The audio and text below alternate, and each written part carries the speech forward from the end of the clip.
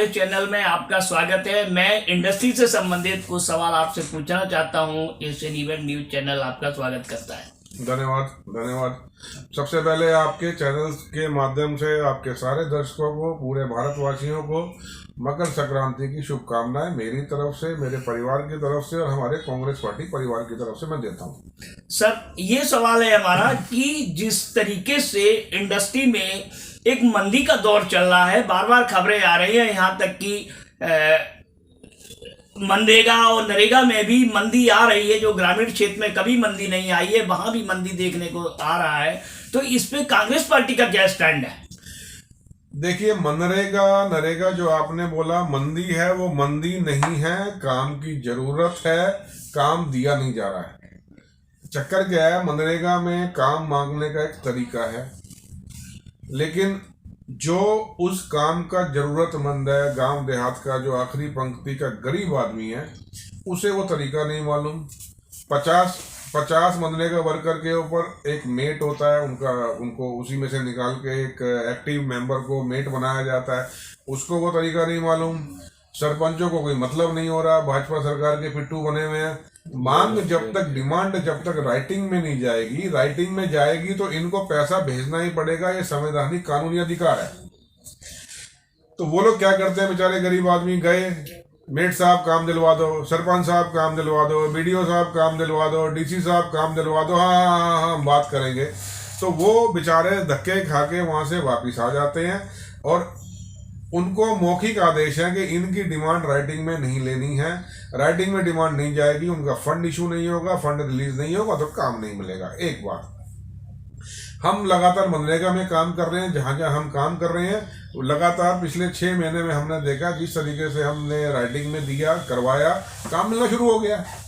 ये नरेंद्र मोदी का शुरू से षड्यंत्र रहा है कि ग्रामीण भारत को कमजोर करना है, उसका पैसा वहां नहीं जाने देना, और उसका नतीजा है कि जो आज बोला जाता है 80 करोड़ लोगों को हम 5 किलो अनाज दे रहे हैं। तो मनरेगा बर्बाद करने में पूरा भाजपा सरकार का पूरा श्रेय, योगदान भाजपा सरकार का। प्रयास जारी है, राहुल गांधी जी का प्रयास जारी है, हमारा प्रयास जारी है। सर, ये भी अभी देखने में आया है कि मनरेगा वर्कर्स के 3-3 महीने की सैलरी नहीं दी गई, जबकि वो मांगने जाते हैं, उनसे कह दिया जाता है कि अगले महीने दीजिए, अगले महीने दी जाएगी। क्या आपको मतलब एक एडमिनिस्ट्रेशन फेलियर है? एडमिनिस्ट्रेशन फेलियर के साथ ये पूरा एक बहुत बड़ा नेक्सस है। मान लीजिए मनरेगा वर्कर का 1 रुपये काम आया, 1 रुपये काम उनसे करा लिया गया, सपोज 1 रुपया एग्जाम्पल दे रहा हूं मैं। इन द मीन टाइम उसमें क्या हुआ कि ऊपर के अधिकारी रोज काम चेक करने आते नहीं है, या तो रोज काम चेक करने आओ। आप बाबूजी बन के आ रहे हो, 1 महीने में काम चेक करने या 15 दिन में काम चेक करने आ रहे हो। इन्होंने मान लो 100 मैन पावर आवर्स, 100 घंटे काम किया 15 दिन में एक आदमी ने, मान लो। बाबूजी बोलते हैं नहीं जी ये तो 60 घंटे का काम है। बाबूजी मतलब अधिकारी, क्लर्क, मुनीम, जो भी समझो। तो उस बेचारे ने 100 घंटे खटा, गरीब आदमी। बाबूजी अपनी तड़ी में बोलते हैं 60 घंटे काम किया, या तो 40 घंटे का मुनाफा बांटो, या हम 60 घंटे का पैसा देंगे, या अभी 60 घंटे का पैसा ले लो, हम अगली बार में पैसा एडजस्ट करा देंगे। अरे भाई, जब आपने डिमांड नहीं दी तो अगली बार पैसा आना नहीं है, ये वो पैसा रुक जाता है जो बेवकूफ बनाते हैं।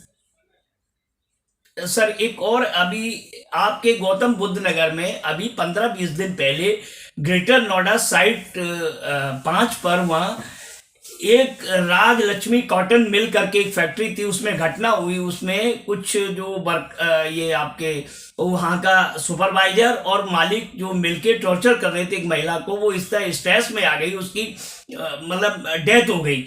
अब ये प्रॉब्लम आ रही है, वहाँ जो लेबर कमिश्नर है, एडीएफ है, असिस्टेंट डायरेक्टर फैक्ट्री है, वो उसको मतलब रिपोर्ट गलत दे रहा है। तो ऐसे जो नियमों की अवहेलना हो रही है, इसके लिए आप लोग क्या कर रहे हैं?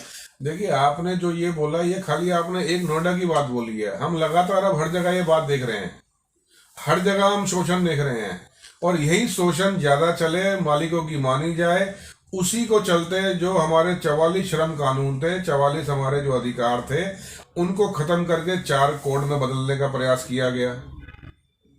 उसमें यही था ना कि जो श्रम विभाग के अधिकारी हैं आने वाले समय में वो तो फैक्ट्रियों में जाना ही बंद कर देंगे, कर भी चुके हैं। पहले क्या होता था, हर बात का एक कानून है, किसी भी चीज को लो, एक कानून उसको सपोर्ट करता है, वर्कर के हितों को, वर्कर की सुरक्षा को, वर्कर की सामाजिक सुरक्षा को, वर्कर की आर्थिक सुरक्षा को, वर्कर के स्वास्थ्य सुरक्षा को, वर्कर की भविष्य सुरक्षा को। अब कुछ बचेगा ही नहीं।